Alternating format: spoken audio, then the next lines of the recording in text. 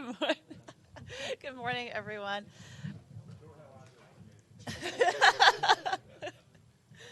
Good morning, everyone. This is the meeting of the Tennessee Advisory Council on Workers' Compensation. It is Wednesday, October 14th at 10:03 in the morning. We are in Legislative Plaza, Room 30. Ms. Schroeder, would you please call the roll? Christy Allen. Here. Carrie Dove. Here. Bruce Fox. Here. Thank you. John Garrett. Here. Bob Pitts. Here. Gary Selvey. Here. Paul Schaefer. Here. John Burleson. Paula Claytor.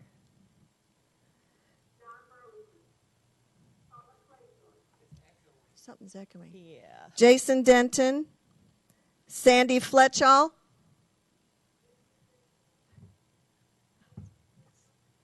It's late, isn't it? Mm-hmm. Dr. Graves. Abby Hudgens. Here. John Harris. Here.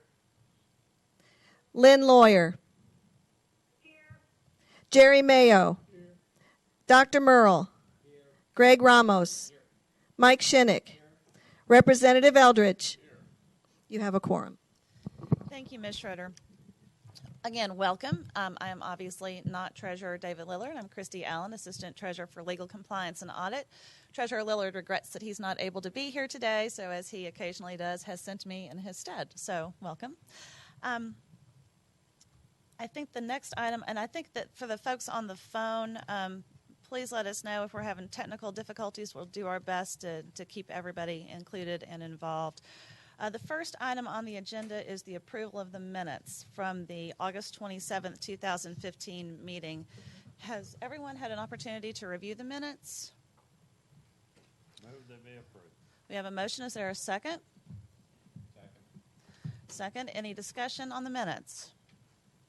Seeing none, Ms. Schroeder, would you call the roll? And you vote on this, right? Yes. Christy Allen. Aye. Carrie Dove. Bruce Fox. Aye. John Garrett. Aye. Bob Pitts. Aye. Gary Selvey. Aye. It's unanimous. Thank you, Ms. Schroeder. The next item on the agenda is new business. We will have 4 presentations today. The first presentation is by David Wilsterman, the Statistical Analysis and Report Concerning Tennessee Workers' Compensation Data for calendar year 2014. Welcome, Mr. Wilsterman, whenever you're ready. All right, thank you for having me. Good morning, everyone. Please feel free to interrupt me as we're going along. If you have questions, I'd love to entertain them in the moment rather than at the end. But if you forget or feel like the end's better, that's fine too. So in front of you, you have the statistical report for 2009 through 2014 statewide data. Comes from SD1 forms. If you're familiar with past advisory council reports, statistical reports, you'll notice a few things that are different in this one. One is that it is a bit smaller. There's a strange paradox going on. There's a lot more data infrastructure and background work that went into this report, but it results in a smaller piece of work for you. So hopefully it's easier for you to go through. One of the reasons it's smaller is this report's 6 years worth of data, whereas previous reports were 10. These 6 were all analyzed together in one big query, all brand new data, whereas past reports, it was just adding another line on to what was already done. So each year was done independently. This will allow for future pre- and post-act comparisons as we analyze what happened with the 2013 Reform Act.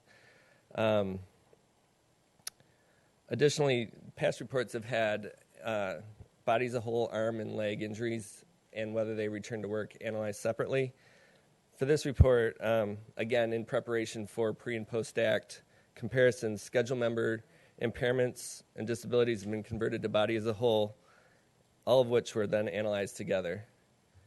This takes 30 tables in the past reports and brings them down to just 10.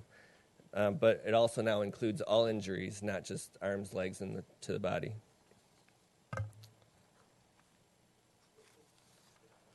And finally, to aid in communicating the data more effectively, the graphs have been shrunk and added to the side of the tables, so the median amount corresponds to to the bar right adjacent to it, to the right. That way you can visually take a look at what's happening, and if something stands out to you, you can go right over to the table very simply. This resulted in more efficient use of page space and a smaller report for you. And then another change is a greater emphasis on the median than the mean. Most workers' compensation data is positively skewed or concentrated to the left of the mean. So the median should give a more or a better representation of what is a typical workers' compensation case experience.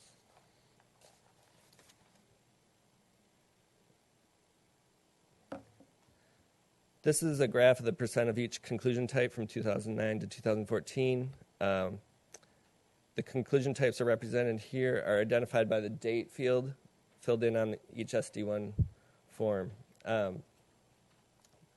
Cases were excluded if more than one conclusion type date was listed unless the settlement dates were within 30 days of each other. It can happen in a case where the parties agree on a settlement and mediation, but there isn't a high enough level workers' compensation specialist to approve the agreement. And so in that case, the parties go to a court and a judge approves their settlement. And so in that case, you might get a settlement, a court date settlement, and also a division or bureau improved date. So if they were within 30 days, we kept them in the data. If not, they got thrown out. Typically, there's about 8,000 cases a year that we have permanent disability case data for. And so each of those bars their percentage is 100%. They add up to 100%, but they represent 8,000 cases, roughly. You can see that trials have decreased to nearly nothing. In 2010, they were 1.1% of all conclusion types. By 2014, is less than 0.5%, so only 22 trials. Court-approved settlements increased. You can see there, the top bar. The middle one, division or bureau-approved settlements have decreased, and joint petitions have stayed fairly constant, increasing a little bit. When those conclusion types are broken up and then looked at for the number of weeks from date of injury to date of conclusion, you can see trials are getting pretty high, but remember that's at 195 weeks by 2014, but remember that's only 22 cases out of 8,000. Everyone else, every other conclusion type is coming to a point at 2014 at 66 weeks. Questions?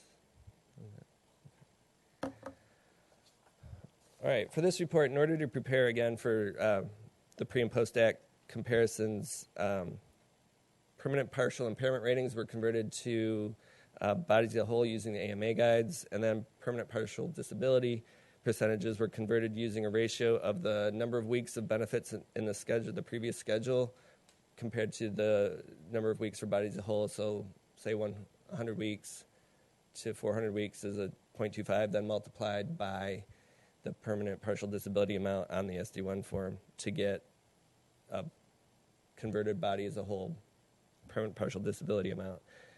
Those are then all added together and analyzed not added together, but they're all grouped together and analyzed as body as a whole. These graphs show the median PPI, PPD, and the multiplier amounts for return to work cases. There were 46 cases concluded in 2014 with dates of injury after the Reform Act went into place. So those are the last bar, the 2014 post. I wouldn't put a whole lot of stock into what they're saying because it's only 46 cases, but they're starting to show up.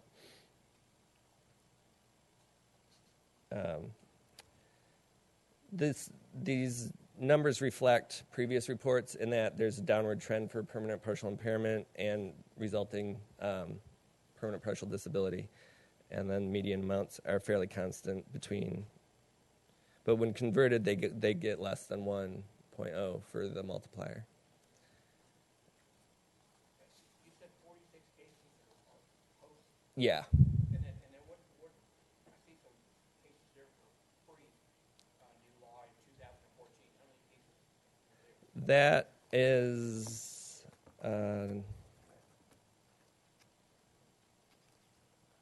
find it in the report. 8,134 on page 5 of the report. 8134. Yeah. So we went, what, roughly 5 point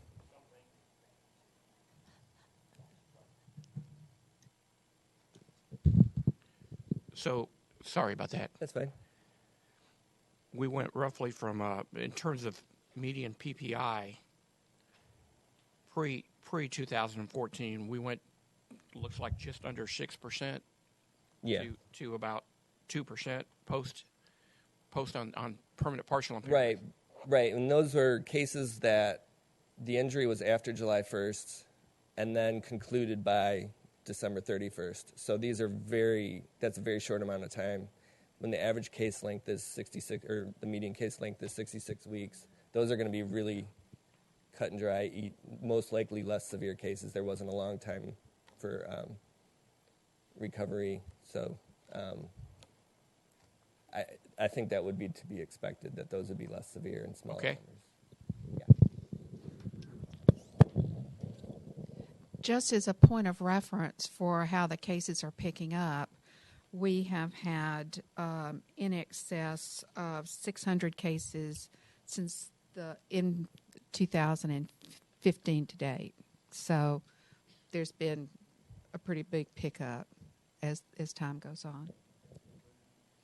No, those are ones that have come in the door, not concluded. You still have the same issue you had with OLAW, which takes a while for you to get to maximum medical improvement. No, those are just disputes that have come in the door. I'd say by 2.5 years post implementation of the Reform Act, so not next report, but the report after that, that will be when you're really starting to be able to see numbers. And a quick question, this includes all those claims that are your simple lumbar strains that resolve, no permanent impairment, and in many cases don't get These aren't medical only. There is disability. I understand that, only. but you're picking that up from your C38 forms, or because some of those don't get forms. Some of those would not ever get picked up because those injuries aren't required to have C38 forms. There's a small loophole in some of those. But I believe we're talking about cases that have actually gone through the dispute resolution process. These are all cases with permanent disability. Right, but I'm saying it to get your impairment. Another matter that will make a difference, just for everyone's information, pre and post. Remember, 4 things prior to the reform. Those initial issues of about whether there would be temporary total disability payments or medical payments, those were handled administratively in the Bureau, and they did not go to the courts. Now, which is why that in excess of 500 number is so much larger, now an employee has the right to go to court for those initial issues. So that will make a comparison of court hearings pre and post a good bit different. David, I was going to save this observation to the end, but since the question has come up, would it be fair to say that in this transitional period, this report had to be done as we make the transition and to deal with changes such as body to the whole from arms and other appendages, and probably no one other than 3 or 4 of you can comprehend the amount of work that went into making this conversion. And it was necessary to get ready for the future. But it sort of seems to me 2 observations ought to be made. It appears that nothing hugely consequential occurred in the pre-period with the last year that got thrown in. And the post period is so insignificant that people would really be making serious mistakes to draw any significant conclusion from any trending Right. or the amount of cases or anything at this point. Wouldn't that be a fair assessment? Yeah.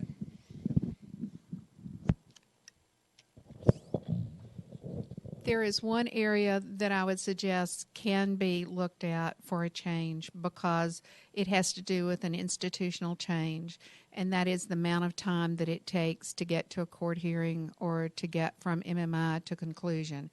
The numbers that you were consistently borne out in 2015, and it's really a function of the way the court system now is structured. So that part, I think you can look at that for a clue about the way the length of time for court processes will be going forward.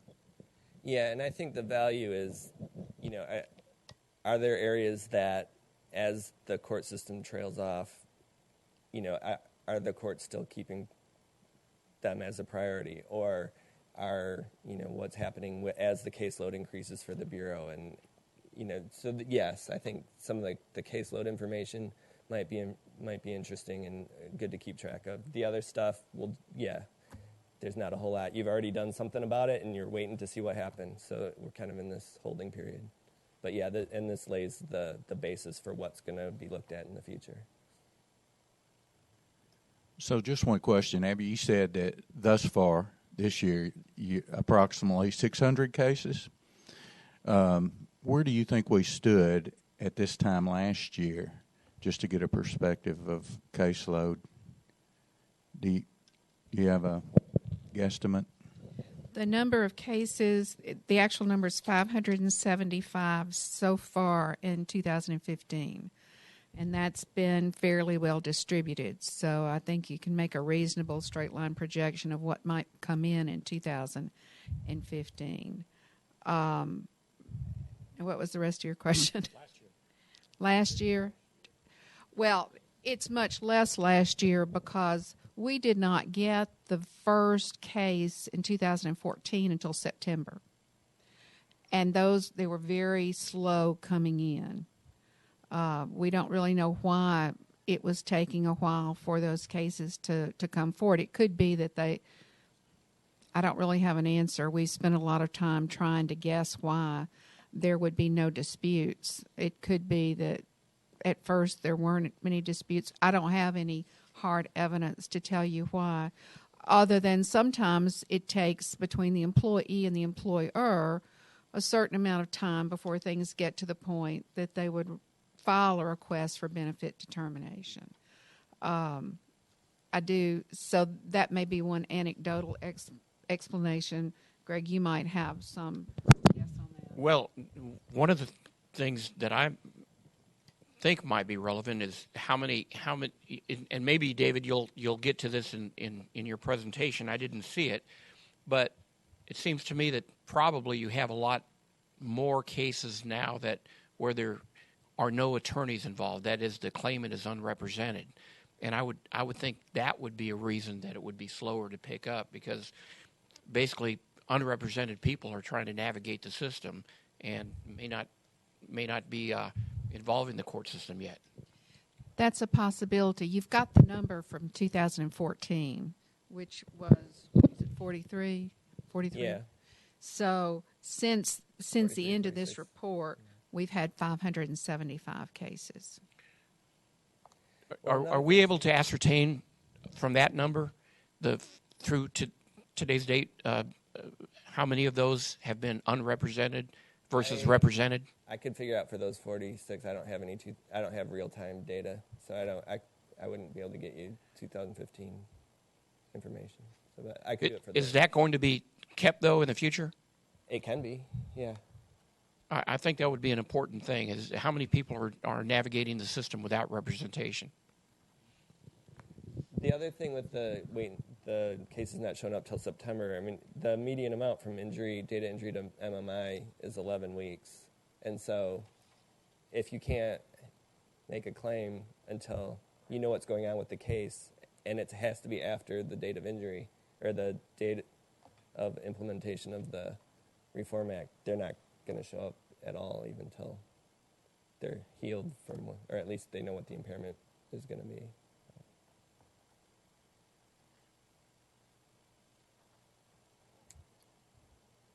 All right, so I know you got a lot to get to today.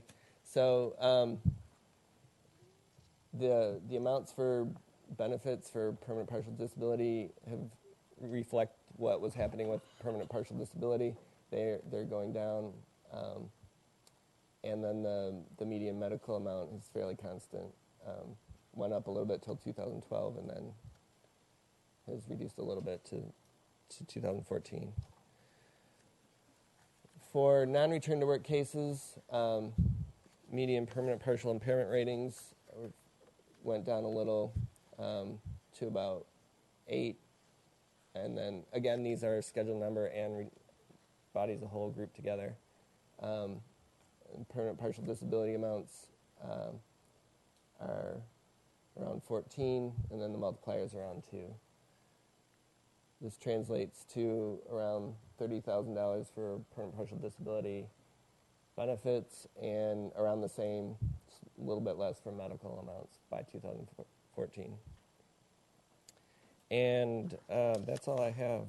So if you have any other questions, Yes. So, David, one last thing. I don't want to be too repetitive, but I'm just seeking a clarification. You indicated that it's not difficult to ascertain the cases where the claimant is represented as opposed to non-represented, right? Even in 2015, going forward. that should be there if that's what people want. I would request that, and I'd also request that we be able to compare that against a situation where the employer/insurance company in the same cases do have representation. Is that possible?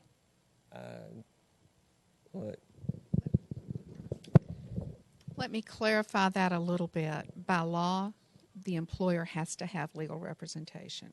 So that would, you have to, when you look at how many employers have legal representation as compared to employees, you would have to keep that in mind. Okay, well, I guess we will know the answer automatically. It'll be 100% on the employer/insurance side. Unless it was a single employer or a partnership. But if they're incorporated, they have to, by law, have to have representation. Okay. Well, it'll just be interesting to compare that going forward for 2015. And if I could just add one other clarifying note, and this would have to do with the future.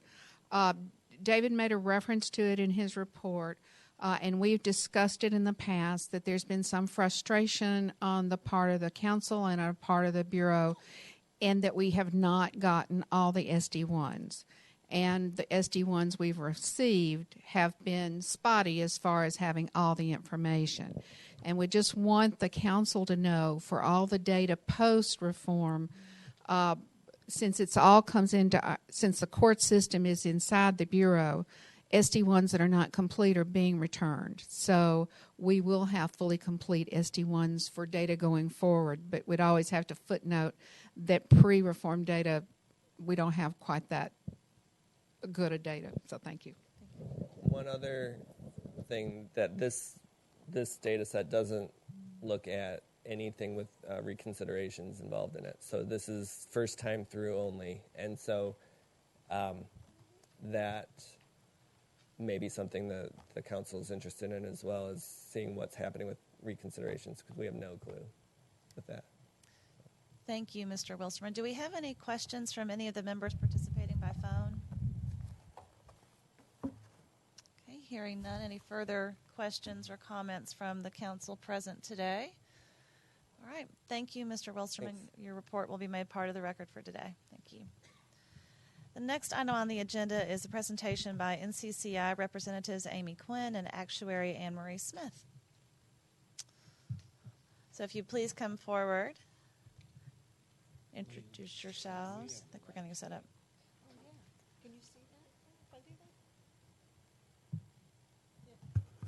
Good morning.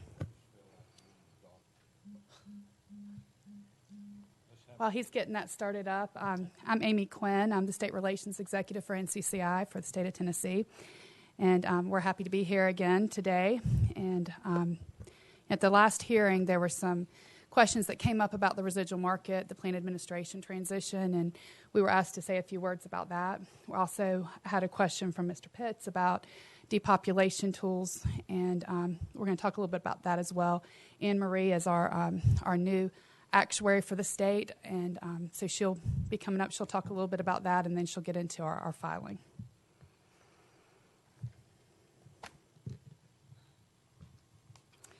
So as you heard in the last meeting, and have probably heard in other venues, the effective July 1st of 2015, NCCI became the new plan administrator for Tennessee. This role encompasses application processing, residual market depopulation tools. As I mentioned, we'll talk a little bit more about that. Customer service. We have a large customer service unit down in Florida. We also have offices throughout the country, and so they're on call anytime in other time zones and all that good stuff. So we do have plans for how to take care of things when things like hurricanes come through and all that. We also maintain all the rules and the forms and the manuals, and anybody who's had to deal with those. I'm sure Representative Eldridge has a shelf full of our manuals at some point, but they're all available online, and we're moving pretty much everything to online subscriptions at this point, and that is real helpful for us to be able to keep things up to date and be able to put all the information at people's fingertips when they need it. We'll also be handling the servicing carrier selection process. That will take place next year. And then we monitor the carriers to make sure that they're adhering to the standards. So why NCCI for this role? Well, starting with experience, we are the most experienced provider of workers' compensation employee injury data. We have more than 80 years of experience managing the residual market. We provide services across the country. Enhanced efficiency is another key point. We have a centralized point of information. So information related to both the residual market and assigned risk is all in one place. We provide these services in 38 states across the country. So it's we have a lot of information. We're able to create that consistency across states. And the department has worked very closely with us. They made it very clear from the beginning that they wanted to make sure that as much as possible there was consistency in Tennessee as well as with the other states. The other advantage is that we're able to provide multi-state coverage, and that is something that is important to agents so that they don't have to go to 2 or 3 or 4 different places to get coverage. So things that we've done to ensure a smooth transition.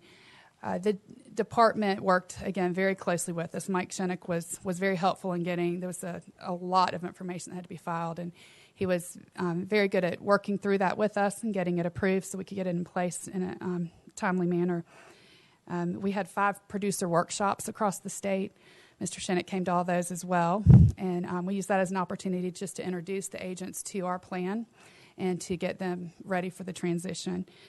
I would say it's gone very well. As you can see in the next bullet point, they have access to our online application service. 99% of the applications are coming in online. We stay in constant contact with the agent associations and others around the state. And at this point, we're not getting any complaints, and everything seems to have gone very smoothly. I've had a lot of people who've been very appreciative of the change and the services that are being offered. So the servicing carriers right now are Riverport and Technology. They've also done an exceptional job of working with the department and with us to ensure this transition. They will continue on their contracts through the end of 2016. So sometime pretty soon we'll start talking to the department about getting ready for another bid cycle on that for those that will start January 1 of 2017. And one important feature of this as well, because we're able to, we collect all the information in one place, and so we've got it across different states as well. But so we're able to ensure this compliance. So if they're not non-compliant as far as not paying in another state, then they're also non-compliant here. Likewise, this changeover does not relinquish them of their responsibility to continue to pay what's due to their current servicing carrier. So just looking at some of the differences, and really I'd say that the plan is very similar. There's not a lot that that agents have said that they felt was different. They felt that there was definitely improvements as far as the efficiency and the ability to access information. But before July 1st, as I mentioned, Tennessee was the only policy that they could get on an assigned risk policy through this plan. And after starting July 1st, they could get the multi-state coverage. The other thing was the producer fee. It had been a 5% flat producer fee. It's now up to 8% with a graduated producer fee. And that's consistent or more similar to what we've done in other states.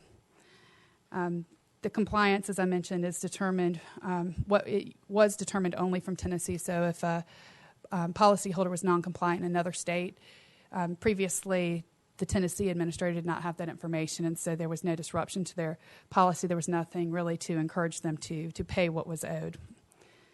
Now that is expanded. There was a what was called PDI, Planned Depopulation Initiative. That was just something that was done by the prior administrator. We have what's called VCAP. It's Voluntary Coverage Assistance Program, and it's what we refer to as being like our online dating system for policyholders and carriers. So it's the carriers are able to put in information that they're interested in writing voluntary coverage for, and whenever we have an assigned risk application that is filed with us, before it can be issued, it goes through that system to try to get them voluntary coverage. We've had great results with that. And then the other plan was the Tennessee Large Account Incurred Loss, which was called the TAIL plan. And it's very similar to what we already had in place, which was LSRP, the Loss Sensitive Rating Plan. So in a spirit of getting things as consistent as possible, we did implement that. So this map just shows you the states that we offer services in, and there's a variety of different services that are offered. It's just in there for reference in case anybody had a question about that. And then looking at the market share, this is something that Mr. Pitts also mentioned in the last meeting and has come up in prior meetings as well, but concerns over what percent of the market is in their assigned risk plan. And you can see that Tennessee is at 8% right now. And we just broke out for you what some of the surrounding states are. And you can see the countrywide number there, and that's for our planned states. It's at 6.8. So Anne-Marie Smith is going to come up, and she's going to talk to you a little bit about the depopulation tools, and then she'll get into our filing as well. Thank you. Before you run off, could I bug you a little bit? Absolutely, always. I'm not trying to trip you up, and I don't know what I'm talking about, but I'm going to ask some questions. Go back to the page that you had the 5 items listed, old way, new way. Yes. Purely for information. I'm assuming you're telling me that Tennessee only had a policy for its assigned risk plan under the old system. Is that what you're telling me? Yes, because the, Well, let me finish my question. Okay, got more. Why do I care about the other states? Now you can answer. Okay. Thank you. Yes, in answer to your question, there were, because of the way that the plans are administered and the way that they're reinsured, you couldn't have an assigned risk policy from Tennessee and put other states' coverage on that policy. So if they had their main operations in Tennessee but had some business in Georgia, for instance, you could not put them on there because they weren't reinsured by the same pool.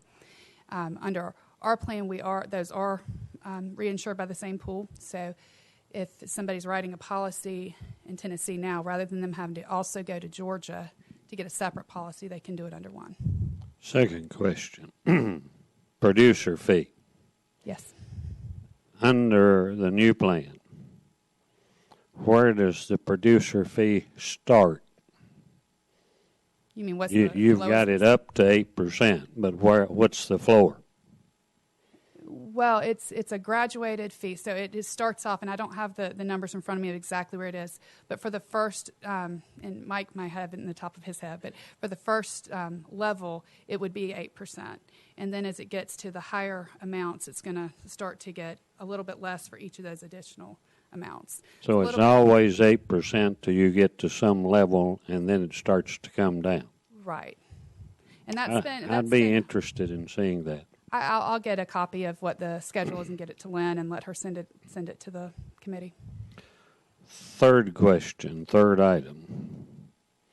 What's the value to us from compliance being determined by both voluntary and residual market rather than residual? Well, the point of that one is that it's not just a matter of it being voluntary and residual market. It's also the fact that there's other states involved in it. So before, all that Tennessee could look at when they were issuing the assigned risk application was only what was in assigned risk in Tennessee. So if you had somebody who was not compliant, meaning they had not paid, they didn't pay their bill basically for a policy in another state or in the voluntary market, there was no way for them to know that in the assigned risk plan but now that it's all part of one database, we can determine that. Under item 4 is, did I hear you say that your voluntary coverage assistant program is reasonably similar to what existed before? I'm not particularly familiar with what plan and how their plan worked behind the scenes. All I can really speak to is how our plan worked. Mike Shinnick could probably tell you more about what the PDI was. Yeah, mechanically, I don't know that it was a whole lot of difference there. It's obviously from the benefit of NCCI, you have a larger database, you have a larger policy base, economies to scale to use to attract markets to be able to write business through VCAP. So I think it's more attractive to carriers because there's more possibility of writing business. Thank you.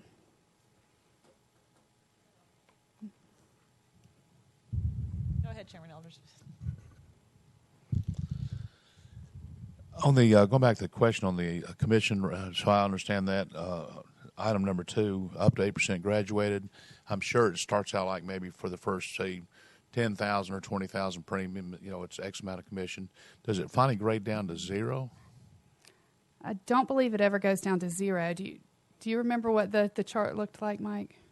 It does not. I think, if memory serves me correctly, above $100,000 is 3%. Okay, so lowest it'd be would be 3%. Yes. Right. Okay, that's fair. Thank you. And part of the reason for that is that there's no reason to really encourage agents to keep those really large policies in there. Is that it? Any other questions? Well, thank you. I'll pass off to Anne Marie. If y'all think of any other questions, I'll still be here.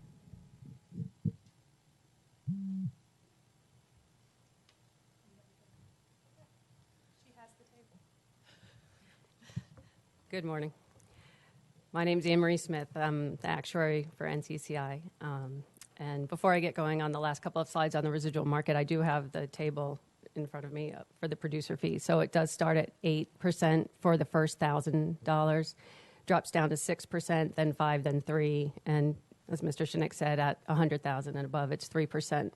So it's that graduated sliding scale. But overall, we estimated the impact to be around 5.5%. So the overall impact of that producer fee is about the same as what you have in place before.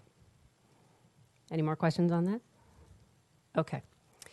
So the next couple slides, we'll just talk about the depopulation tools available in the residual market, along with some other functions that NCCI performs. So beginning with plans or programs you currently have in place in Tennessee, the first two Amy already mentioned, the loss-sensitive rating plan as well as the voluntary coverage assistant plan. Also listed there is the assigned risk differential, which, as you know, helps reflect the difference between the loss experience that we would expect in the residual market versus what we would expect in the voluntary market. And that differential comes into play when selecting that assigned risk loss cost multiplier each year. So that is one of the ways that you can manage the population of the assigned risk market. There's a tabular surcharge in effect, which is a surcharge on employers that have an experience rating modification factor over a certain amount. I believe it's 1.1% or 1.1 mod. And so that surcharge is a depopulation tool as well. And then we also have the takeout credit, which offers a financial incentive to carriers that can help get risks out of the residual market. And then we also have the residual market expiration list, which makes available policyholder information to voluntary providers on residual market policies that are going to expire within the next year so that they can review that information and see if they want to write that coverage in the voluntary market going forward. So those are the plans currently in place. Other available tools are the removal of a premium discount, which is simply just saying that the premium discount doesn't apply if you're in the assigned risk market. So this can impact the higher premium level policies, but it also can impact that medium range policy because the premium discounts are currently available for policies with premium $5,000 or higher. So removing that discount would be an incentive to move back into the voluntary market. And then lastly, we have an assigned risk adjustment program, which it has a surcharge based on when policyholders have that experience that comes in higher than the expected losses under the experience rating plan. So it's essentially kind of doing the same thing as the tabular surcharge, but it's the program that we have in place in other states to do to have that same impact when the losses are higher than we would normally expect based on our experience rating plan.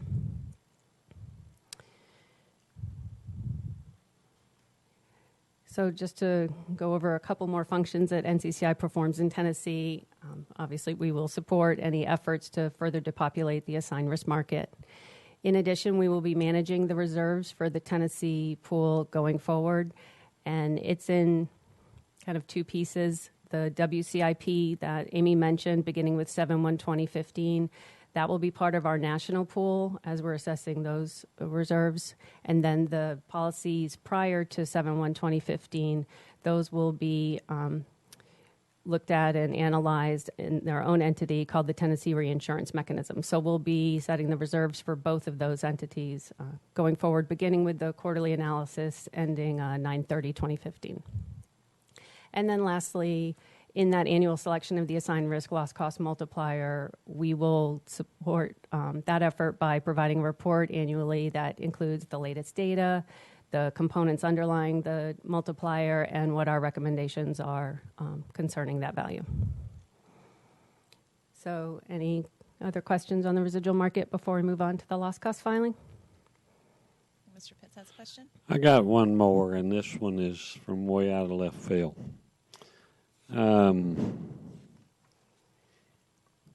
When you look at the population of our assigned risk pool, there has been some progress in pulling people out of it. Something that has always bothered me, and it has nothing to do with the clientele I represent, so I'll make that protestation. The small policy people, $1,000 to $2,000.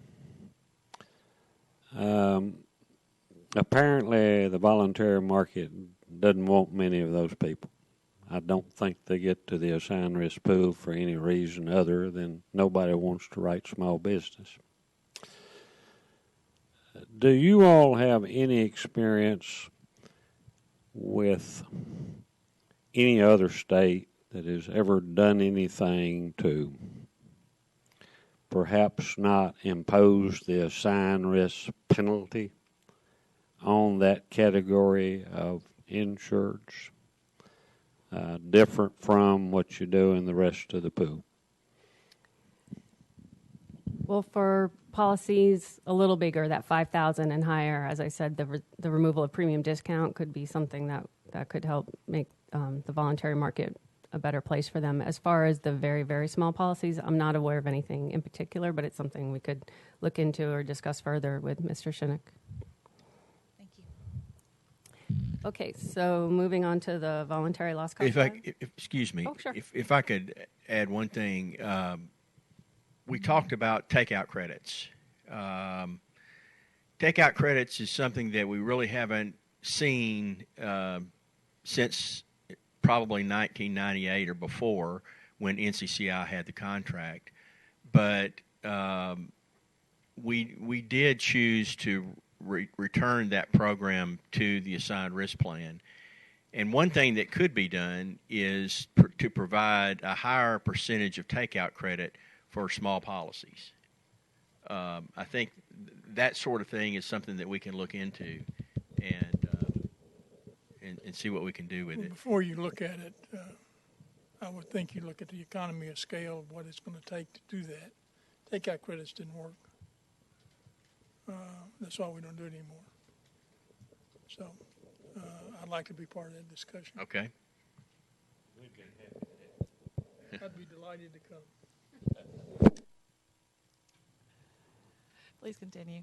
Okay, so as we go through this presentation on the voluntary loss cost filing, I've tried to include information both at a high level to describe in general what we do, and also in a lot more detail in some particular areas that have seemed to generate a lot of discussion in the past. So we'll begin with looking at the overall loss cost change that we've proposed, which is a negative 0.9%. Here you can see the different components to that change: experience, development, trend, the loss adjustment expense, and benefits. In each of these cases, they're very small changes overall, and a few of them are offsetting, and that's how we get to the negative 0.9. But that is just an overall indication. So as we distribute that change to individual classes based on their class experience, the change for each of those individual classes is different. So here you can see what the average change is by industry group, which ranges from a negative 3.6 for manufacturing to a positive 2.5% for miscellaneous. But again, all still fairly small changes in average. So before we get into the specific selections underlying the filing, I just want to talk through the components in general, just so you have an understanding of how they all contribute to that overall change. So we'll begin with experience and development. So the experience and development that we begin with is based on our financial call data. So it's aggregated data by policy year. So premium, payments for indemnity and medical losses, case reserves, all valued as of the end of the year. So this filing uses data through 12/31/2014. So because we need to know ultimately what the loss ratios are going to be when all the premiums have been earned and all the payments have been made, we have to develop those premium and losses out to an ultimate basis. So that's the experience and the development.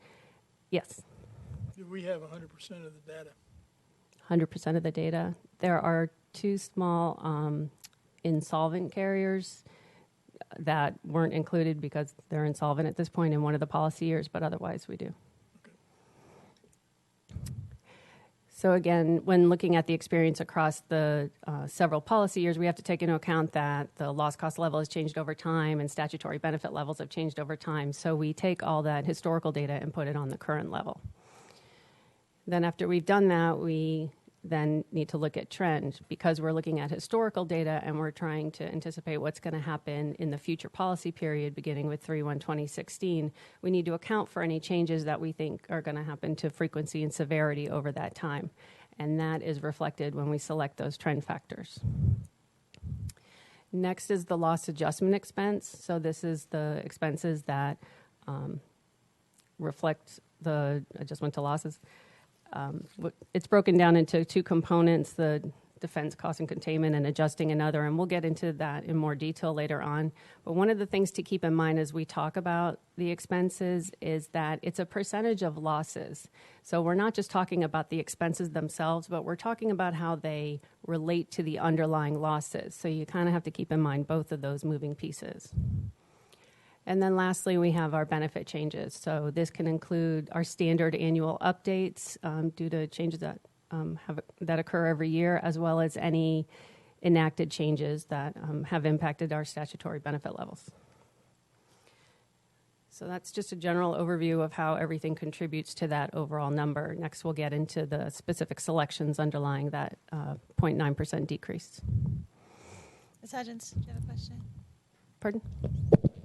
Just a brief question. I know you all made a projection of the impact that the closed formulary would have. Yes.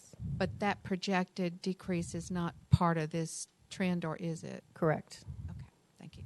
And just for everyone's benefit, they projected Negative 2.7. So hopefully we'll see that next year.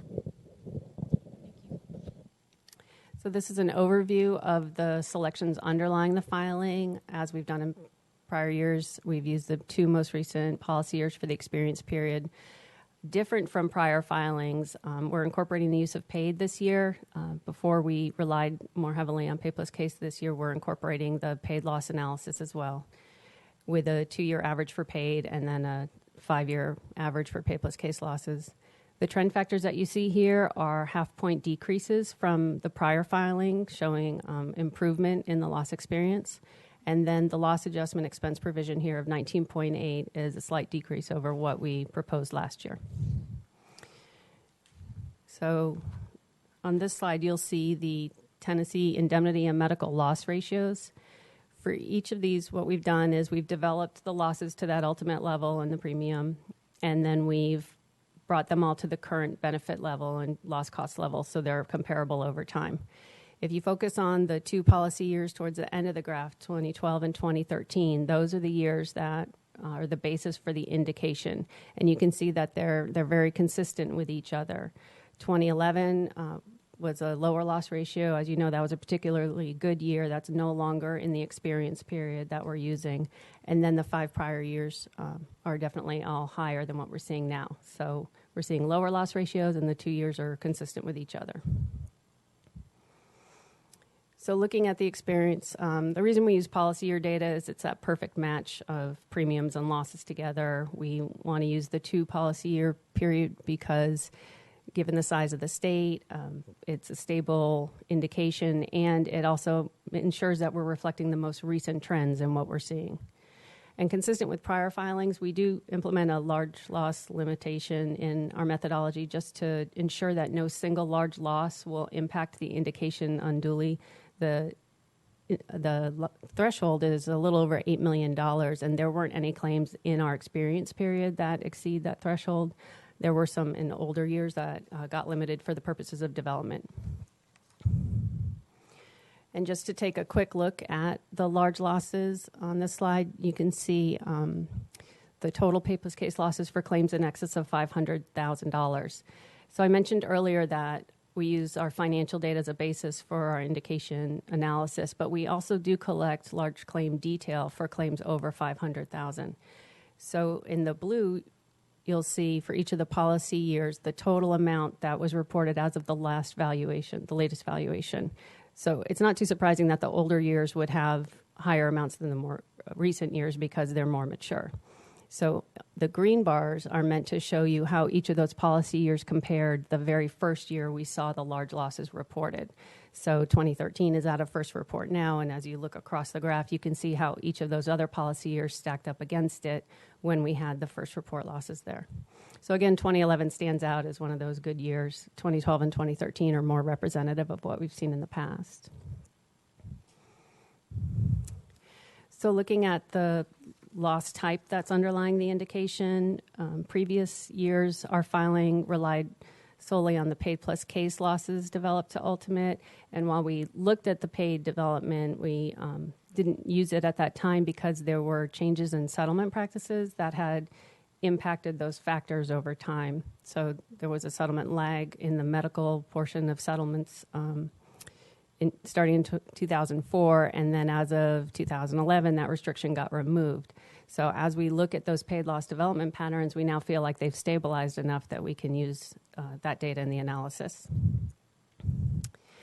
So here I'm trying to illustrate that stabilization. This is just the medical paid loss development pattern. And what you're looking at with each of these numbers is how much development we would expect from the very first year the data was reported to the 19th year. So it's just trying to capture the total amount that we expect it to change over that long history. And the years that you see here, they're not policy years now, they're valuations. So the 2014 valuation that you see all the way to the right reflects the most recent data that we have. The 2013 reflects, what we would have used in the last filing and the filing before that and so on. So what you can see with these development patterns is that starting in 2005, the paid development was dropping off a little bit as that lag and medical settlement went into effect. And then it began increasing again from 2007 all the way up to a high at 2011, which is when then that restriction was removed. So now since then, we've seen the more recent factors stabilize, and we're comfortable using these paid losses now at 2014.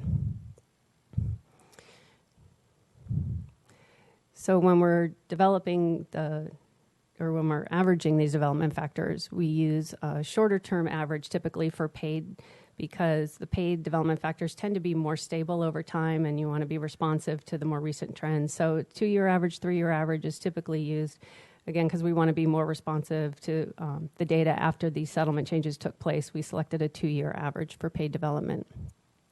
And then for pay plus case development, typically those development factors are a little more volatile. They can go up when reserves are increased. They can decrease even when reserves are released. So it makes sense to use a longer term average there of 5 years. And that 5-year selection is consistent with what we've done in the past. So I know I've been talking about a lot of different kinds of averages, averaging the policy year, averaging the loss experience. Here I tried to spell out the individual indications so you could see what all the pieces are. So in the columns, you can see the indications for policy years 2012 and 2013, and in the rows, you can see what it would be based on just the paid losses and just the pay plus case losses. And generally, the indications are pretty stable, pretty close to each other. So when we take the average across the loss types and across the 2 policy years, they're all pretty reasonable indications, and that's why we were comfortable with a decrease of 0.9%. So next we'll move on to the trend analysis. In those earlier loss ratios, you could see that over the 8 years or so that was shown, there's a general decrease in the loss ratios. So we like to break that down into frequency and severity to see what's really driving the changes. So we're seeing that claim frequency is continuing to decrease, although there have been some upticks in indemnity and medical severity, the cost per claim, at the most recent points, but the frequency changes are outpacing any changes in severity, so overall costs are still coming down. So here you can see the Tennessee claim frequency from 1999 to 2013, and generally it's been this long downward trend. There was a little bit of an uptick in 2009 and 2010, similar to what we saw on a countrywide basis and primarily driven by the economy at that time. Since then, we've seen it recover and have had 3 decreases in a row in frequency, pretty substantial ones.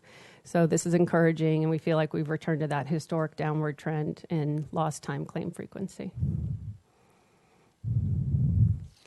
This is the indemnity and medical claim severity from over the same time period. The indemnity is in blue, the medical's in green. So when looking at the indemnity severity, it's decreased slightly over time.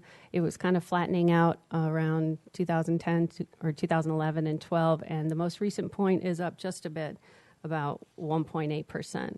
But overall, it's been a long-term decrease in indemnity severity.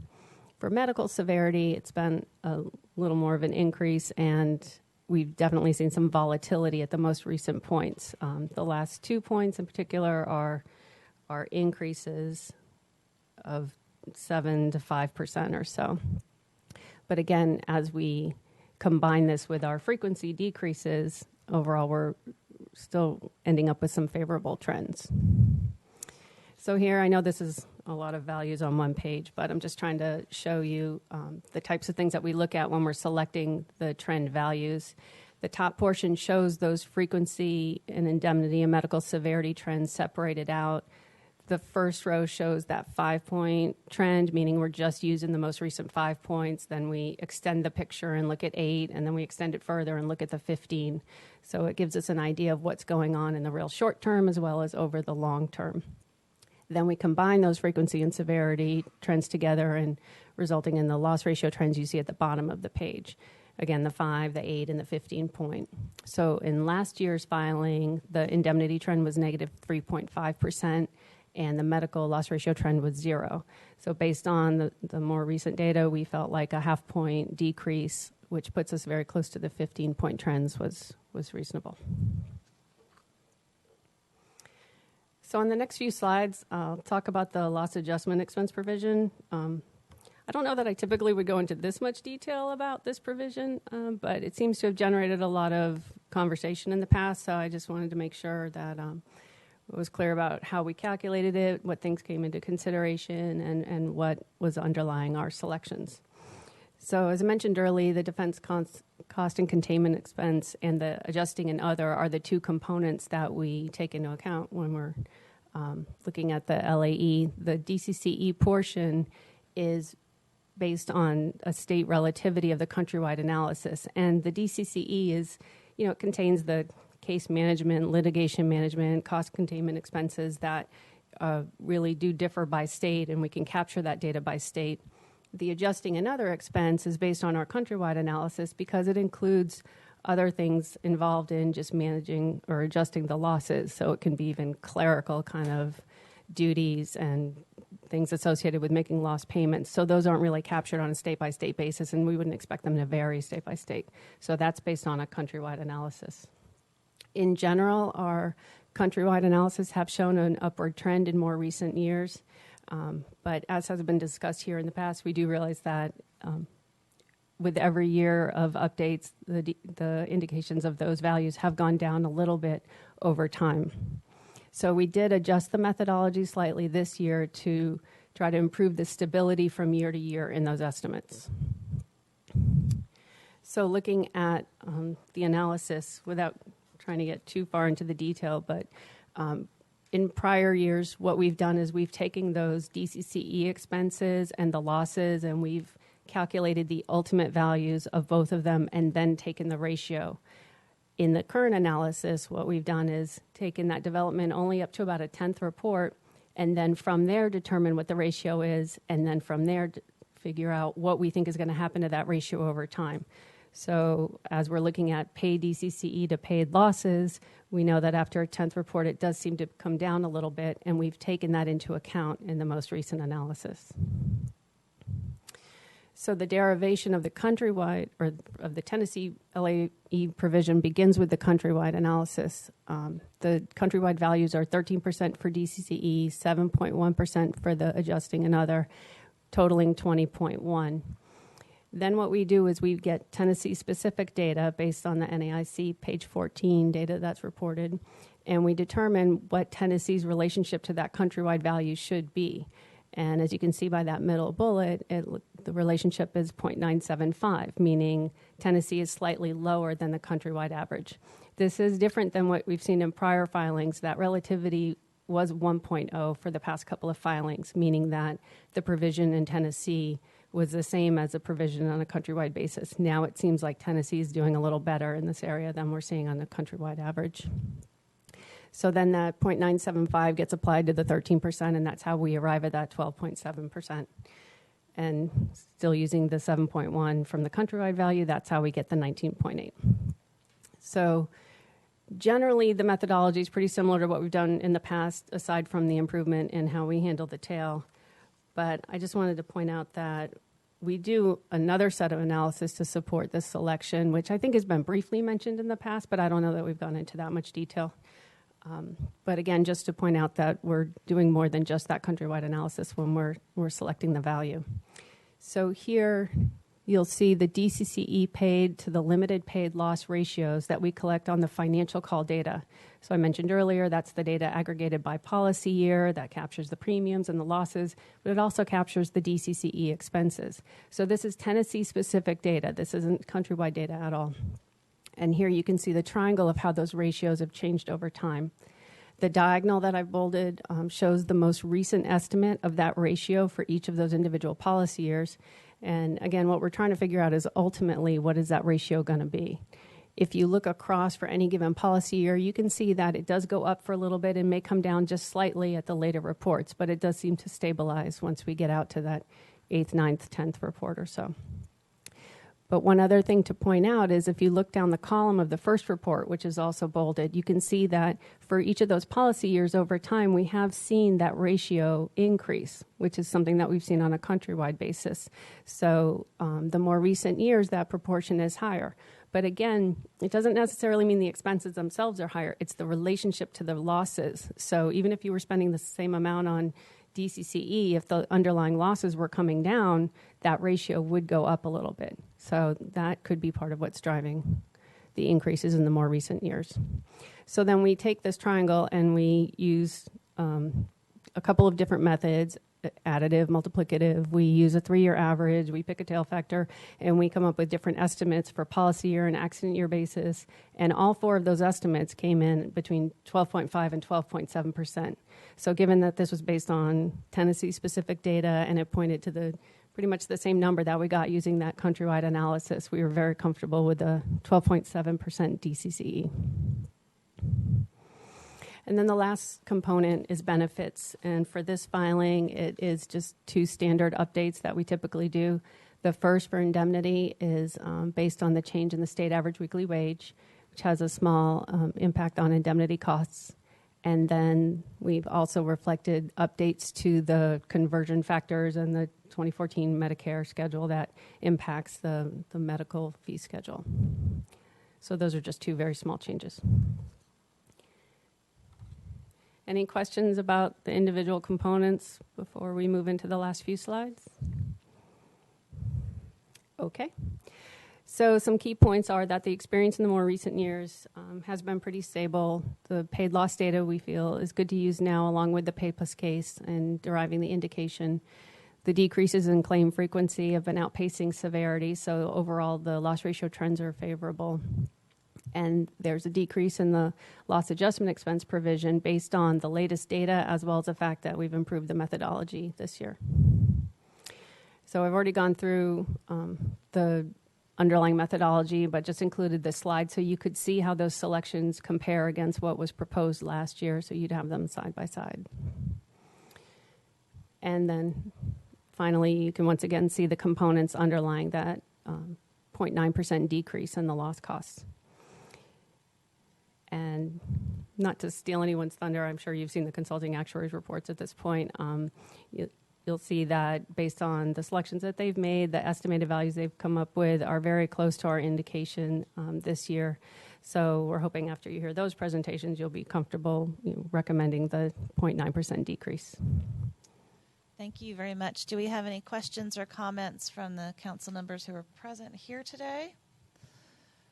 Any questions or comments from any of our members participating by phone? Okay, hearing none. Thank you, Ms. Smith. This report will be made a part of the record. The next item on the agenda is a presentation by the Advisory Council on Workers' Compensation Actuary by the Numbers Actuarial Consulting, Inc., Ms. Mary Jean King. So please come forward and we'll get started when you're ready.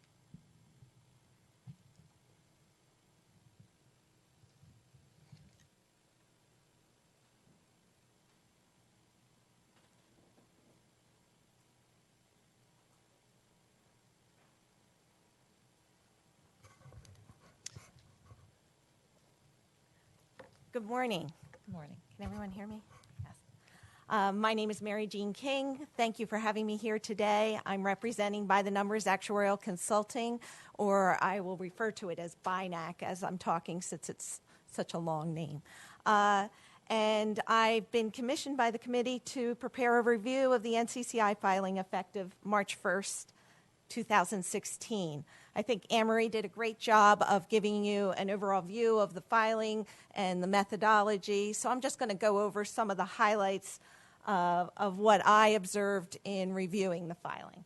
So I'm going to talk about the new paid development method that was used to estimate ultimate losses. I'm also going to talk about how judgment comes into play. And it really struck me this time around that what the value of a review actuary is to the committee. When NCCI does their filing, they use their actuarial judgment to come up with a methodology, and then they apply that methodology in pretty much of a uniform method. and that's to avoid bias. But I think for the committee and my review, I have a little more freedom to apply judgment at a lower level. So I want to highlight some of the places where I used a little bit different judgment in making selections. Going to talk about the trend. That was one area where I had a slight difference of opinion, and also loss adjustment expense. So first of all, I wanted to talk about that paid development method. I think this is a great addition to the NCCI methodology. It's something that we advocated for last year. I think having two methods provides a check so that you can see that, you know, they're both coming out the same. That gives you a good feeling. And one of the reasons that it's nice to look at the paid method, I'm going to show here. On the left is the paid plus case loss development. The thick lines are the actual losses, and the thin part of the line is what we're expecting to go forward. And I've kind of zoomed in on just a tiny piece of this graph. The full graph is in my report. But as you can see, you know, you're trying to make a judgment of what's going to happen between the second and third report, and half the lines go up and one goes down, and it's a little bit, there's some fluctuations. So it's a little bit hard to know what's going on. And one thing that's nice about paid development is it proceeds in a more uniform fashion. So when you're looking at that second to third report, it's a little bit easier to estimate what's actually going to happen from there. Of course, there's a disadvantage, too. The disadvantage would be, as you can see, paid losses are starting at a much lower level. To get them to ultimate, you're applying a bigger factor, so there's more leverage to that factor. So any errors, anything that's a little bit different can get multiplied. But overall, I think the addition of the paid loss development method to the NCCI methodology is a significant improvement in this year's filing. All right. Now I'm going to go over a couple of areas where I had slight differences in opinion. This shows the estimated ultimate medical losses. All right, and the red bar would be NCCI's paid plus case method. The yellow bar would be NCCI's paid method. The green is BINAC's paid plus case method, and the blue is BINAC's paid method. And if you compare the NCCI, the red and the green, and the BINAC paid plus case methods, they're really very close. And that is an indication that the H-to-H factors that I selected were close to the 5-year averages that NCCI used. There were bigger differences in the paid methods. As you can see, for 2010, looking at the yellow bar versus the blue bar, the BINAC paid indication is quite a bit lower. This is because of a difference in opinion in that selection of the H-to-H factors. NCCI used a 2-year average, and the BINAC selections were mostly made based on 3-year, 5-year, and also looking at a 5-year excluding the high and low. Another difference was in the selection of what to use as your final estimate of ultimate. NCCI used an average of both methods, the paid method and the paid plus case method, for all the years. BINAC selected just the paid plus case method only in 2013. So in the other years, BINAC selection was also an average of the paid and the paid plus case methods. But in 2013, we recommended going with the paid plus case method average. That would be for 2 reasons. One was that thing that I showed you on the previous slide, where the development factor is more leveraged at that first report, that most recent year, 2013. And so I feel like maybe the paid plus case is a better indication of what the ultimate will be for that year. And the other reason is because it is a new method. I sort of want to see what's going to happen next year. All right, these are our projected cost ratios. So this is the medical and indemnity put onto the experience level anticipated during the filing. The green bars are the BINAC projections, and the blue bar is the NCCI selected, and the orange is the BINAC selected.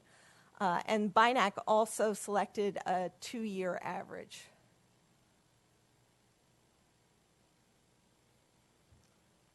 Then just going to trend, BINAC selected a slightly higher trend.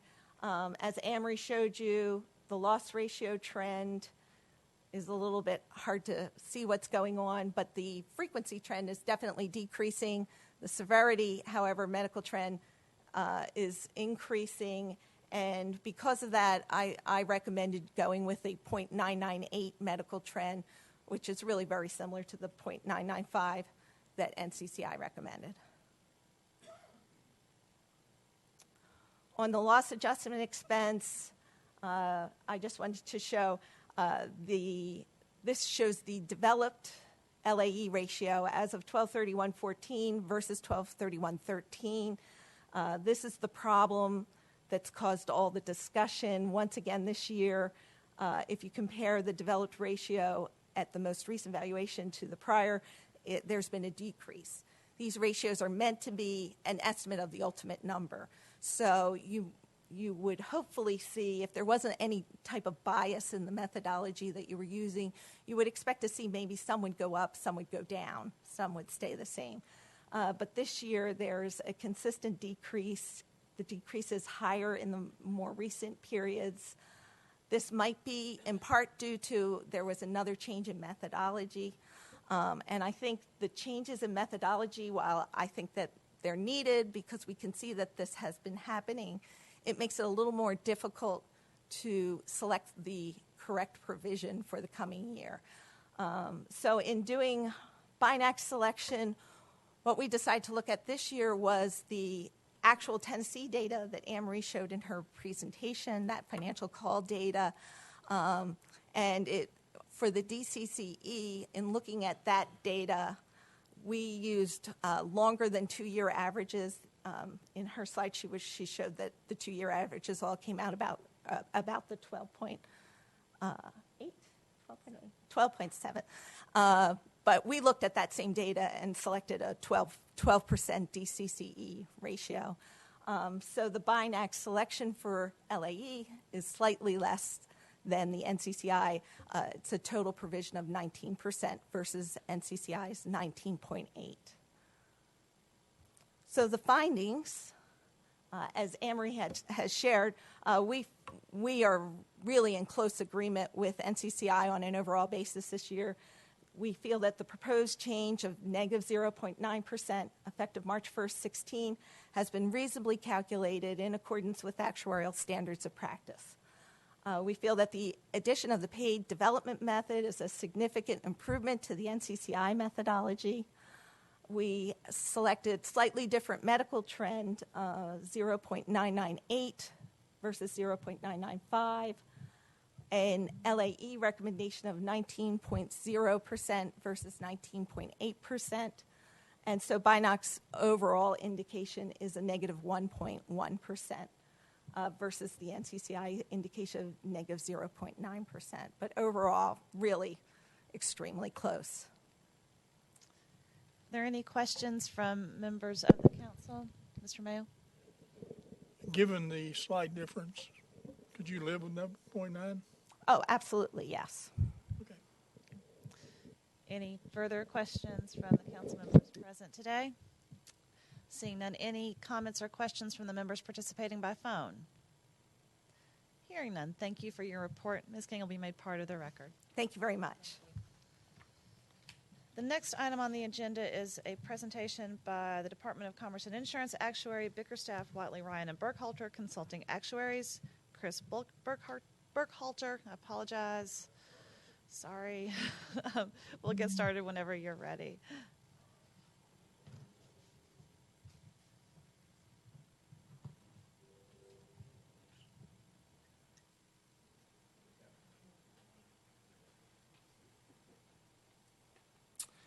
Thank you, Ms. Allen. I appreciate the opportunity to be here today. My name is Chris Burkhalter. I got it right on the first time, but I got a lot of practice. I'm president of Bickerstaff, Watley, Ryan, and Burkhalter, with the actuarial firm with the law firm name.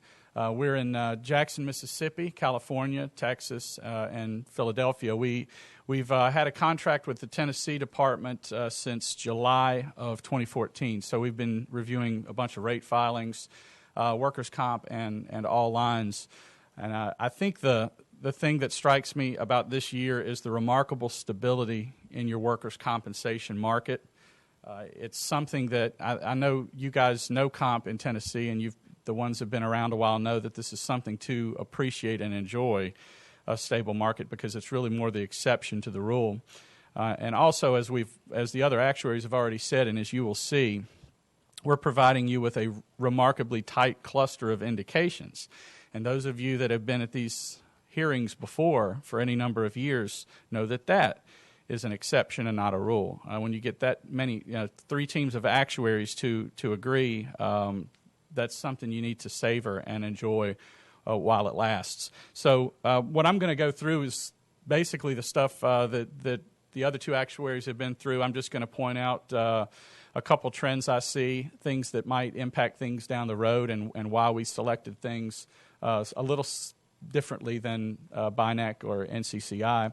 And the major areas are really the ones they've hit on already: loss development factors, the loss ratio trends. Those tend to be the cost drivers going forward.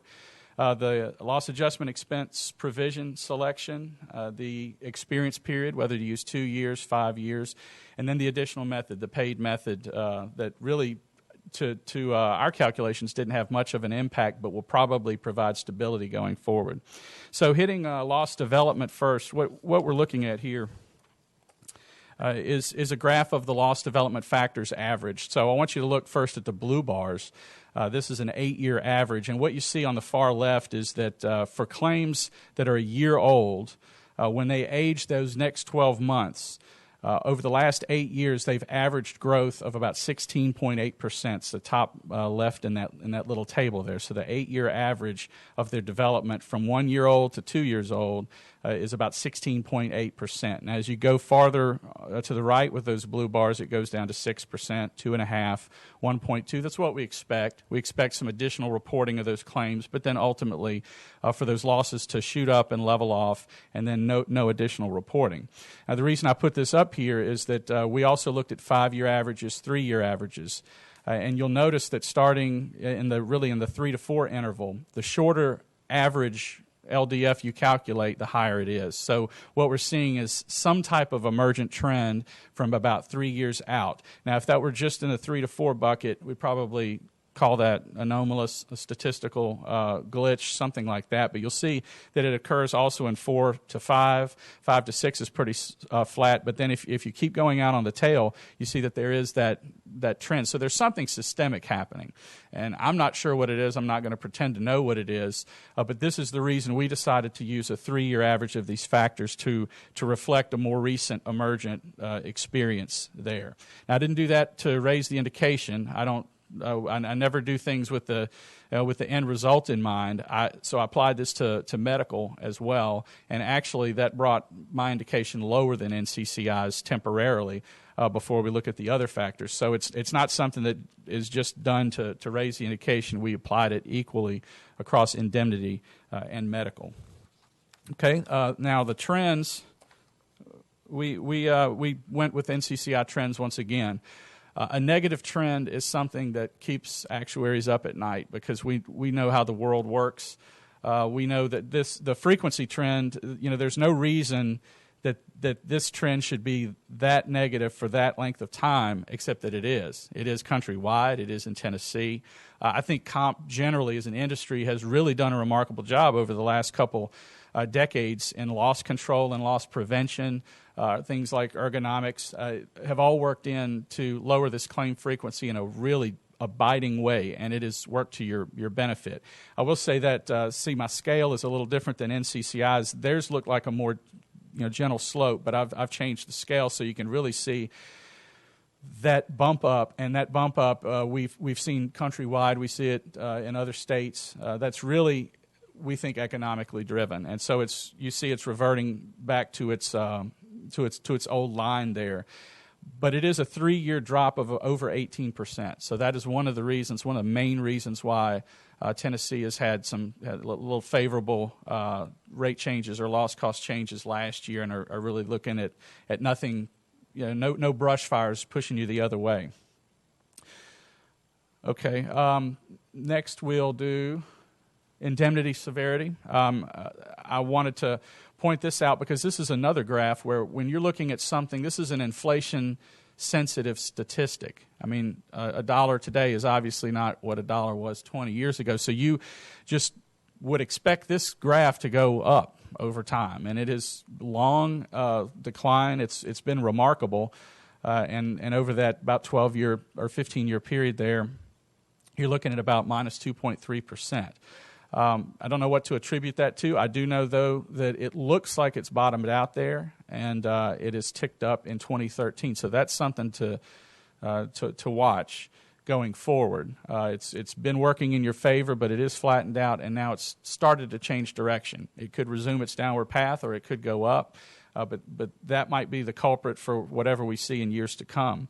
But indemnity is about a little less than half of your losses, so it really isn't totally driving your rate at this point. The medical trend I don't have in your packet, but you saw it from the other actuaries, and it has a slight upward trend of about 1.4%. I will say that is remarkably stable. I think medical inflation and comp tends to exceed medical inflation overall, and medical inflation overall tends to exceed general inflation. So a 1.4% is actually something that's it's working out for you well. Yes, sir. Mr. Ramos. I just wanted to be sure that these figures are through the year 2013 and include the entire year of 2013? Policy year, 2013. So all policies that were written in calendar year 2013 all the way to their expiration at the end of 2014. I'm right, Anne-Marie? Yeah.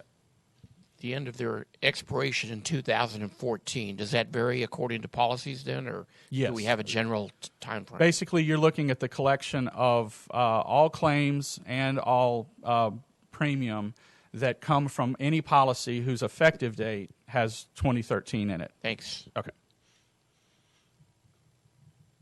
Okay, and you've seen a whole bunch about LAE to loss. This I've put this in graphical form so you can kind of see the drop-offs. They drop off year to year. The older years look like they're kind of planing out, but the most recent 5 developed years continue to have that sharp downward development, especially early on.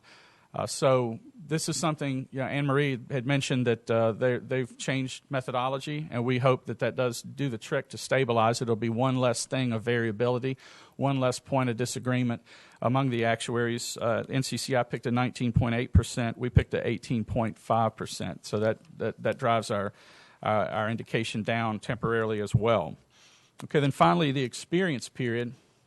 Here are the 5 policy years. You'll see the other years come in where we calculate, but 2012 and 2013, here are your cost ratios. You basically take these and subtract 1 to get your indicated change. And as Anne-Marie mentioned earlier, they both seem pretty stable. The average gives you a minus 0.9%. Now, we look at 5 years, as does BINAC, and you see a much different picture. And everything is of this, none of this can really be attributed to changes in law, medical fee schedule, anything like that, because all that's baked into the numbers. So that you should really be looking kind of at apples to apples across these years. But you see that the last 2 years of stability really are kind of an exception, not the rule. The 2011 year, as mentioned, was very good. The 2010-2009 year, not so good. And so we average all those together. Now, what we do, this is a highly judgmental thing. I will be the first to admit it. Any selection here is by definition judgmental, and I do not disagree with the other actuaries in this. However, when you use a smaller experience period, and then you have the variability, say, that you see from 2010 to 2011, when you drop 1 year off and add another one on, it can cause pretty massive swings. So last year, we went with a weighting scheme that we continued into this year, a weighted average of these. So what we did was we gave 30% to 2013, and then going back, we gave 25, 20, 15, and 10%. Okay, so it's kind of a wedge weighting so that these older years are still involved, but they're getting less weight each year, and they don't really fall off the table, they slide off the table. All right, so doing that gets us remarkably close to NCCI. We're at a minus 0.4, where they're at a minus 0.9%. So In summary, shorter-term average of the development factors, used their trends, used a smaller LAE ratio, 5-year weighted average for the indication, and a straight average of paid and incurred.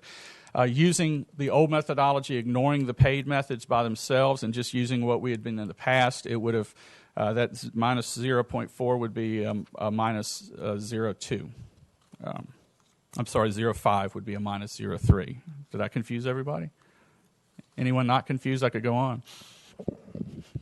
Okay. So then we call this Mr. our Pitts, waterfall let graph Mr. to Pitts show. ask a question. Hang on. I'm sorry. Mr. Pitts. I'm going to wait because he's got another page. Yep, this is the last one.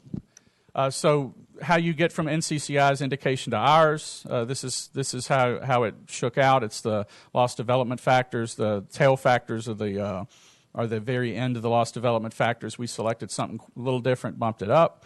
The LAE provision, you see that before we went back and used our weighting, that basically we'd be at a minus 2.5, but the experience period weighting brought us to a minus 0.5. So, we dropped a year that would have, I think, put up about a minus 6 on the back end, and we replaced it with one that was about a minus 3 or 2. So you saw that the oldest years in the experience period are bad, and as those fall off, unless you go back up there with a bad year in policy year 2014, we anticipate there may be, and we're not promising, but there may be additional negative pressure on the rates going forward. Mr. Pitts? Or Mr. Mayo first. God help me, I understand what you're saying. Could you live with a 0.9? Oh, yes. I wouldn't quit my job.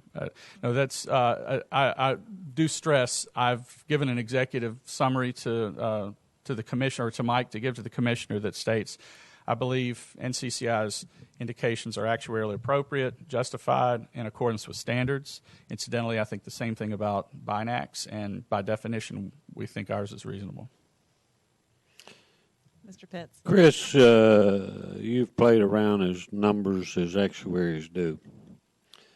Help me.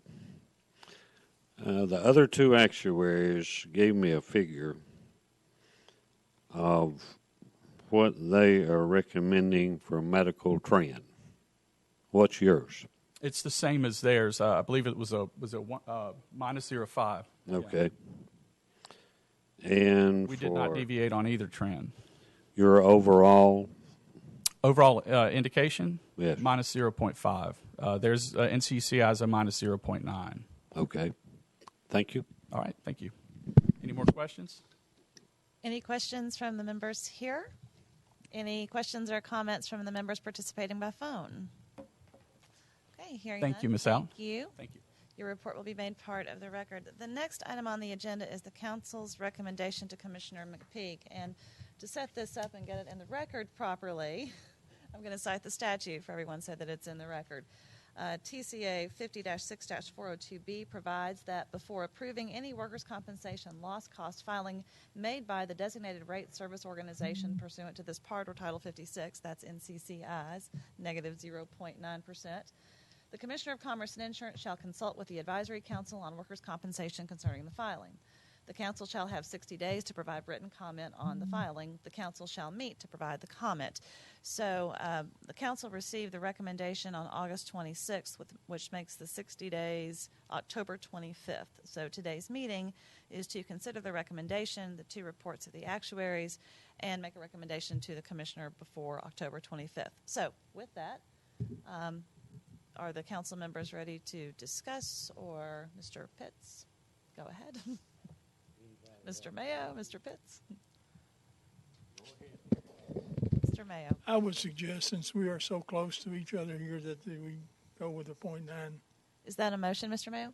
I can't make a motion. I'm You not cannot. a voting member, bitter though I am. We got him where we want him.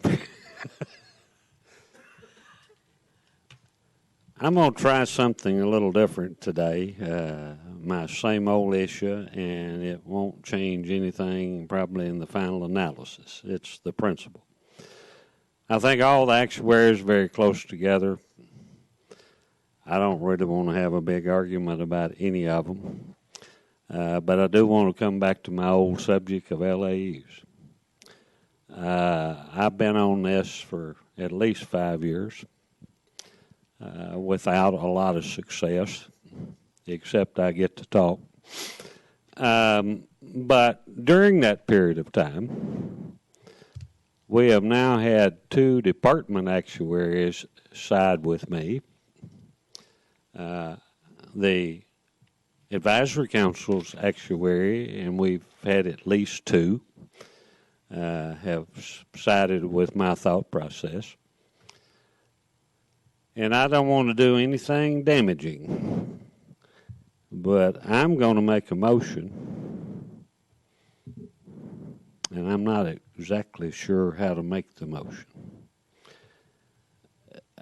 I'm prepared to live in general with the NCCI recommendation, except on the LAE ratio.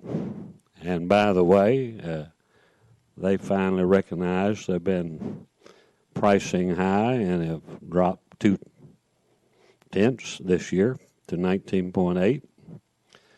One of our actuaries, the department, is gone at 18.5. Our actuary went at, I believe, 19. To make my principle, I don't want to do great harm, but since even NCCI has come down to 19.8, I would like to make that 19.5. And that collectively is my motion. So, Mr. Pitts, could you try to restate that for us? My problem is I don't know how to state it because I don't know. I doubt that what I'm suggesting really changes the NCCI 0.9. Mike, can you speak to that? Yes. NCCI can probably speak to this, but it's my understanding, and any of the other actuaries as well, that if you change the LAE and drop that a couple of fractions of a point, that's going to have a very limited effect on the overall. So that's my point, and I understand that. So I told you in the beginning I'm on principle today, not on big dollar differences. Okay. So that will have to, the overall will have to be recalculated. Okay. That's still my motion. So we have a motion. I know. Do we have a second before we? No. Do we have a second? I can't second No, it, but I just wanted to make a comment. We really need to. We've got. I know, but would you be willing to make a motion for the 0.9 just with an added comment about the LAE? Your person, just.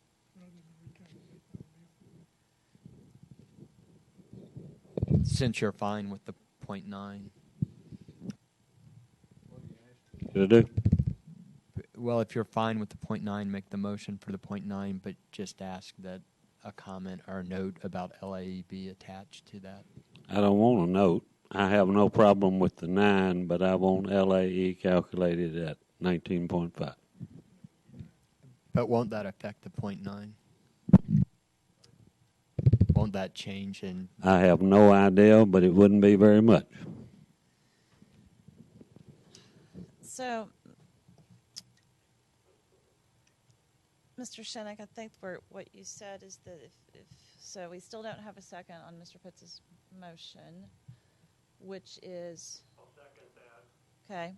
Who was that? Gary. Thank you. So we have a second. So the motion is to. Maybe I can say it this way, to indicate that. Can I make a little plea for my case? As I stated in the beginning, I'm not trying to do any harm. But for 5 years, we've been on this subject, or more, and we're now consistently getting a disagreement from our actuary and the department's actuary as to what the appropriate LAE figure is. Now, I'm not trying to go where they want to go, but in recognition of the fact that even NCCI has dropped, 2 points, 2/10, I want to drop it another 3/10, just the principle. That's still a point higher than the department actuary, and it's a half a point higher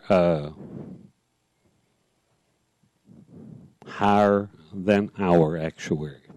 I think that's a fair place to be. So let me restate the motion if I can, and it would be this, that the council's recommendation would be a 19.5 LAE, and understanding that the overall rate would be recalculated, then the council's recommendation would be whatever that recalculated rate is using the 19.5 LAE. Is that an accurate way to reflect your motion? Absolutely correct. Excellent. Does anyone, Mr. Burkhalter, do you know? Let me disclaim things for like 10 minutes because it's on-the-fly calculation. It'll have to be formally recalculated. I show it at changing to overall minus 1.2. And BINAC has the same.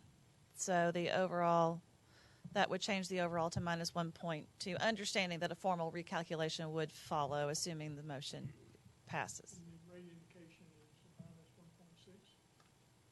1.2. 1.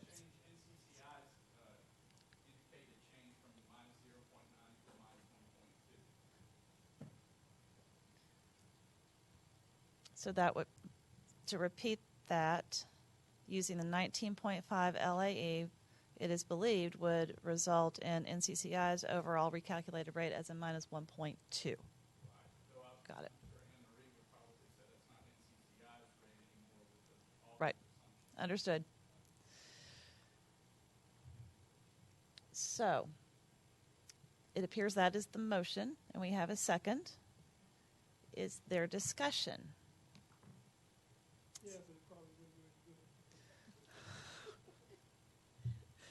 Is there discussion from any of the members participating by phone? Hearing none, is the council prepared to vote? All right. Mr. Dove. The only finite number we have right now is LAE. Correct. And the motion is going to include that we adopt that finite number. Yes. With the resulting calculation being whatever it turns out to be, right? Yes. Okay. Any further discussion? All right, seeing none, Ms. Schroeder, please take the roll. Carrie Dove. Bruce Fox. Did we lose him? Bruce? John Garrett. Bob Pitts. Gary Selvey. Okay, Paul Schaefer. And the motion passes. So the council's recommendation will be reflected in writing. Ms. Schroeder will put that in a letter to Commissioner McPeak. She will need a formal recalc. Please go ahead and say what you. Who is it that I should ask for a formal recalculation so that I can put that in the letter to the commissioner? NCCI? Okay, thank you. So if you'll please provide that to Ms. Schroeder, that would be great. Is there any other business to come before the council today? Seeing none, thank you everyone for your attention and your participation, and we are adjourned subject to the call of the chair.